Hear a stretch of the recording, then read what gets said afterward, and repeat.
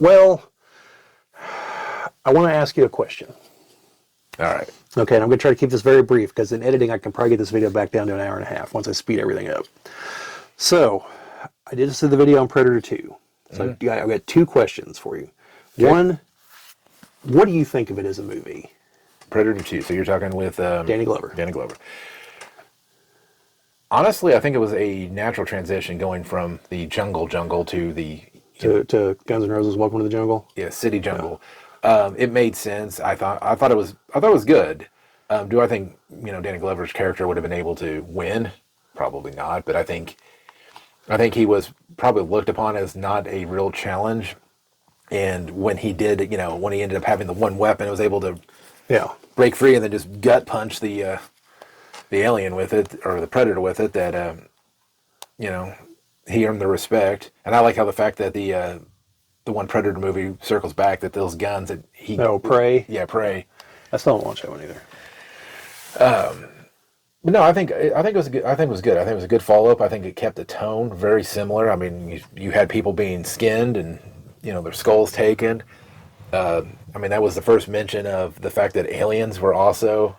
Yeah, everything Alien versus Predator comes from that movie. That one shot in that movie, the Xenomorph skull there in the trophy collection. And I like the fact that the humans are aware of the predators to a point that they have some stuff to shield themselves from its infrared. They try to turn the hunter into the hunted. Yeah. Yeah. Honestly, and again, it's been a while since I've watched it. There's not a whole lot of flaws that I can think of in that movie. Okay, so actually I guess I have three questions then, because I didn't really expect that answer. Do you remember other people having a more negative opinion of the movie? I don't really. I mean, I think the biggest one is the fact that Arnold didn't show up in any capacity, and that he was only barely mentioned. Okay, so I asked that because if you ever look up like the ratings for it or anything, they are terrible. It's like, on like the tomato meter, it's like 40 some odd percent. The audience reaction is also in the 40 percentile range. Like, it's bad. And yet, the few people I know that have watched it, and myself, like, I think Predator is the better movie. So it's got on IMDb, it's got a 6.3 out of 10, and the Metascore is 46. Okay. I did not look up the Rotten Tomatoes score or any of that. Okay, well, I see those when I watch it on Vudu, or it's Fandango now. And I rewatched it before I did the video, so I saw the ratings. And again, the whole spun out of the conversation of why is this considered such a bad movie? And watching it, I was like, this isn't a bad movie. Like, I remember considering it lesser of the two, but not bad. And I think the problem is Predator came out in 1987. Yep. Predator 2 came out in 1990. Predators came out 20 years later. We've had 20 years of this is a sketchy sequel. And that just gets ingrained in people's mind. And then we start getting sequels and like, oh, this is not as bad as Predator 2. And no one ever goes back and watches it and is like, oh, wait a minute, this is better than half the shit Hollywood makes today. Well, that and, I mean, they are two totally different movies. I mean, for sure. They're definitely different. I mean, it's like Alien versus Aliens. I mean, and that's like trying to compare Alien to Aliens. There's going to be people that like Aliens more because it's the gun-toting, you go from Alien and go, if they only had guns, if they had, machine guns. Yeah, and James Cameron's like, I'll give you guns. I'll give you lots of guns. They'll be useless. But against one alien, it would probably have been very useful. Yeah. But not against not against hordes of aliens. Hordes of them, no.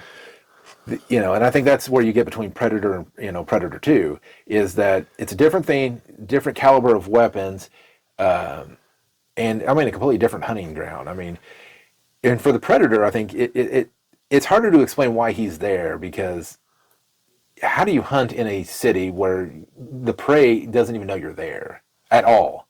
I mean, I get, like, the first one, he made his he hinted at his presence, I think, on purpose.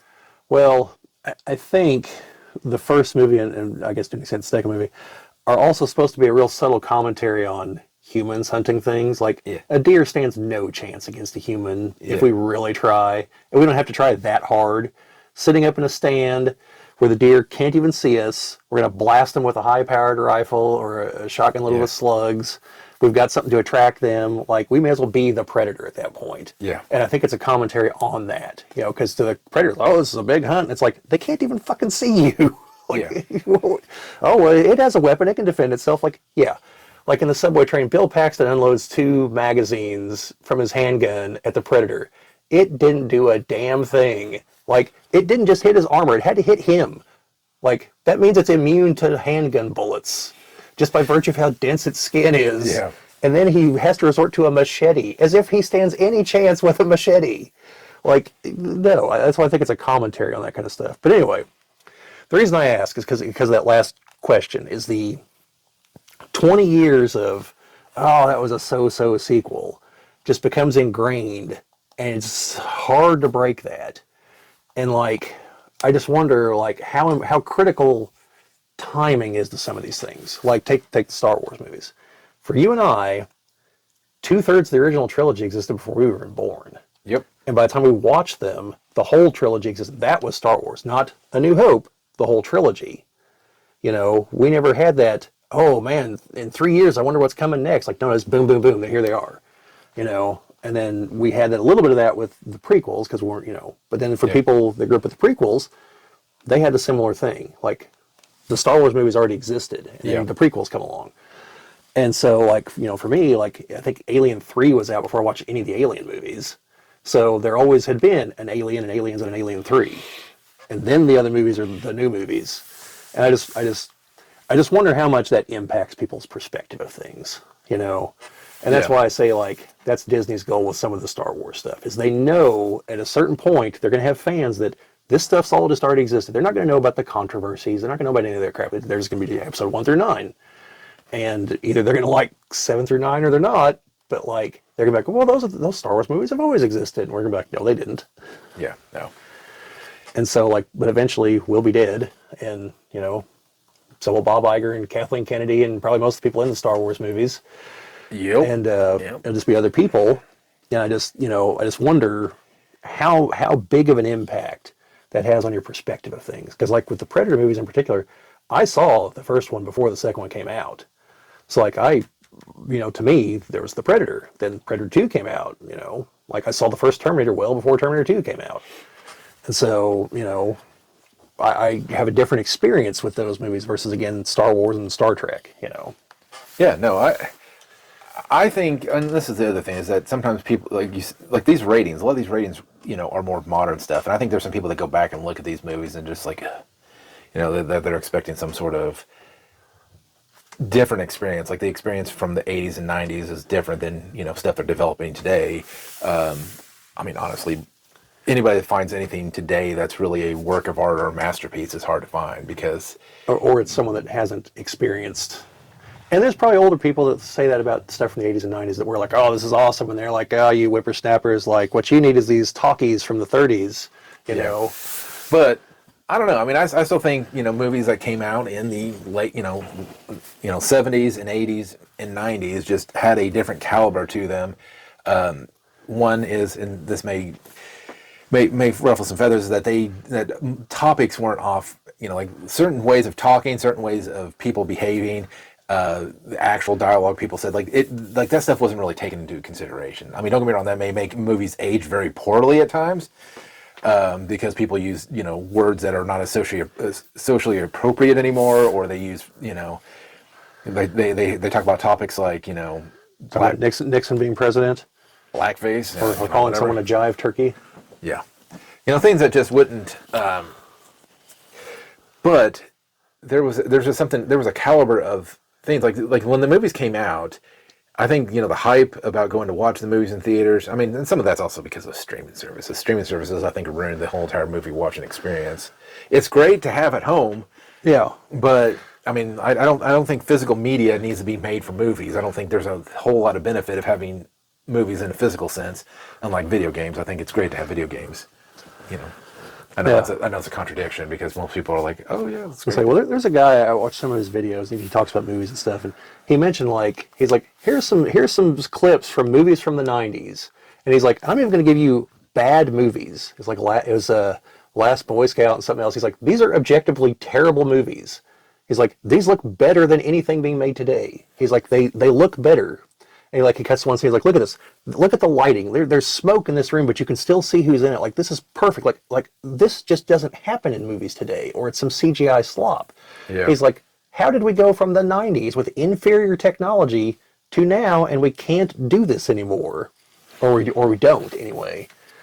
And like almost every movie he was pointing to is directed by Tony Scott, though. And so someone down in the comments like, well, it's just Tony Scott. I'm like, well, no, it's Tony Scott's cinematographer, but still. But yeah, I was just curious what your take on that. Well, and speaking of movies that can seem to do it right, these days, that's we're talking about. I should have mentioned it earlier. Is that they announced that Godzilla Minus Zero. Yes, that's the sequel to Godzilla Minus One. Oh, okay. Huh? Godzilla Minus Zero is going to be the sequel, and people are like, that doesn't math right. That's all right, Jim. People are like, should it be -2 or maybe +2 or? They can get the math wrong all they want as long as they get the movie right. Which, like I say, if they follow up and do a decent job like they did with Godzilla Minus One, Godzilla Minus Zero will be phenomenal because it was what I would want a Godzilla movie to be nowadays. So, maybe they'll actually have a monster in it, another one. I assume they will for a sequel. Because if they follow like they did with the original, because the original, I think it's 55 when King of the Monsters. When it came out, it was just Godzilla. Yeah. And then I think it was the next one after that. Fun fact, Jim, if you watch that movie in reverse, what you have is a benevolent lizard rebuilding a fire-destroyed city. But, we're just... Yeah, it'd probably be Mothra, I assume. I think we're just a bunch of... Mothra or Rodan, maybe. We're getting to that age now. We're complaining about new things, new music, new movies. No, there's still some new music I listen to. Not a lot. I don't listen to the radio. I find it on YouTube. But I was telling someone the other day, I listen to kind of new music, but the song I pointed out was like 10 years old already. It's like, well, newer. But there is at least one band I still follow that does make new music that I watch. I say watch because it's on YouTube, but listen to it. Gunship is the name of the band. Of course, their music is like 80s electronic synth music. So, take that for what it's worth. In fact, you saw The Lost Boys, right? It's been a while, but yes. You know how there's that one moment where there's the guy playing the saxophone down on the beach that they go to his show? He's singing the song "I Still Believe." Okay, well, his name's Tim Capello, and I only know that because one day I was watching the credits. It's like Tim Capello as himself. I was like, who the hell played themselves in this movie? And so I had to look it up. I realized he's a saxophone guy. He's in some of their songs. Like he's still a pretty big guy, but he's not quite as ripped. He's kind of filled out in here, but like he's still got it for the saxophone though. And like literally the comments of the video is like, "Hey, it's saxophone guy." And, like it's Tim Capello, dude. Like it's not saxophone guy. Like he is the saxophone man, but like still. I thought that was my gosh. The guy that plays he also plays the sax. Oh my gosh. Now I can't think of what his name is. The long Kenny G. Yeah, it's not Kenny G. Kenny G. No, I don't think Kenny G was that ripped. I don't think. But yeah, no. So he's in some of their songs. Actually, there's a woman who sang one of the songs. Her name's Indiana. She's British. I don't know. Don't ask me. But yeah, their music's good though. So wish I could give you samples of it, but I can't because it's YouTube and it's copyrighted. So look it up. Gunship. One song is it's Dark All Day, and I don't remember the other one. But they still release music pretty consistently though. And as much as we dog on movies and new stuff today, it's like there's no reason why these things can't be better than what they are. Like I said, I always go back to Godzilla Minus One. Great movie. Modern movie. Yeah, I was gonna say, and like Jim said, they still make good movies. Like, I thought 28 Years Later was great. It's still the best movie I've seen so far this year. New movie, I don't know if I consider it better than Scream or not. Maybe. But, it's an excellent movie. And it's on streaming now, too, by the way, folks. Check it out. Did a video on it, too. So when you watch the Thunderbolts, I watched the Corridor Digital or Corridor Crew, whatever, do a review on the special effects, and they said some of the fight scenes looked really, really awful in that movie. Like there was one where I think they were either training or something, and then I think Ghost was fighting Taskmaster and gets knocked into a. No, they're not training. What do they do? So, do you remember Julia Louis-Dreyfus's character? Yeah. They all work for her, and she's like taking a bunch of heat from Congress And she's like, well, time to clean the slate. So she sends each of them into this building with orders to kill one of the others, hoping that they're all just going to take each other out, and then the self-destruct will kill whoever's left. And so no, they're fighting to the death. Yeah. They're not training. Okay. Well, I didn't know. I haven't seen it. So, but there was this one thing where they show like ghosts getting like knocked the hell over through some things, and it's just they're like the momentum doesn't work that way. You don't accelerate from an impact, or like you don't start. You don't get hit and then get going faster as you move away from the camera. You should be slowing down. And I mean, I guess hers is kind of weird because she could probably phase in and out to the point where she's lighter, but. No, it's just... No, I wasn't paying anywhere near enough attention to spot things like that. No, it's just... Well, okay, how about Black Widow? I wish I wasn't paying any attention to Black Widow. There was some horrible special effects. And it's just like, how can you have these huge-ass budgets and just produce something that looks like garbage? Okay. That's part of the current Marvel problem, is that they're like, okay, we need this movie done in 2 years. So the special effects team starts on it. Then like a year and a half into, they're like, okay, we're going to reshoot half the movie. So we need you to like redo those special effects for the reshoots. And the team's like, what the fuck are you talking about? That's not physically possible. So then you got to hire a bunch of other people and rush the shit out of the last part of it is basically what they do. Yeah. And it's all held together with like duct tape and bubble gum. Well, and that's the problem. And it's like they make like 3 of these movies a year. So they're literally chewing up like almost all the digital resources that Hollywood has to offer all at once. Yeah, instead of making one good movie and just say, you know what, let's draw it out, let's write it up, let's make it a, good story. And so far, I don't think Doomsday is going to be that movie. They started filming without the script being complete. Oh yeah, they always a good sign. Yeah, that's how we got episodes 8 and 9. Yeah. And so we got Quantum of Solace, the Bond movie that I'm still not entirely certain what the hell the plot was supposed to be. It looked beautiful, but, other than that... I gotta watch it now because I don't remember it. Watch Casino Royale first. It's the better movie. As much as I despise Bond playing Texas Hold'em. What about Bond? Bond doesn't sully himself with such pedestrian games. He plays games like Baccarat that no American can possibly understand. Probably had one of the worst torture scenes I've ever seen in a movie. Well, here's an effective torture scene. Yeah. Yeah, there's one thing I give Craig's Bond credit for. Like, he knows how to turn the tables on those guys. Like in Skyfall, whenever Javier Bardem is basically trying to, like, come on to him. And he's just like, what makes you think this is my first time? And Javier Bardem's like, and just stops altogether. Because he's only doing it to fuck with Bond, And he's like, and Bond's like, come on, guy, like, I've been with dudes before, whatever. And everybody's like, is he lying or not? I don't know. But it's clearly is not going to be effective anymore. So, yeah, Skyfall was good.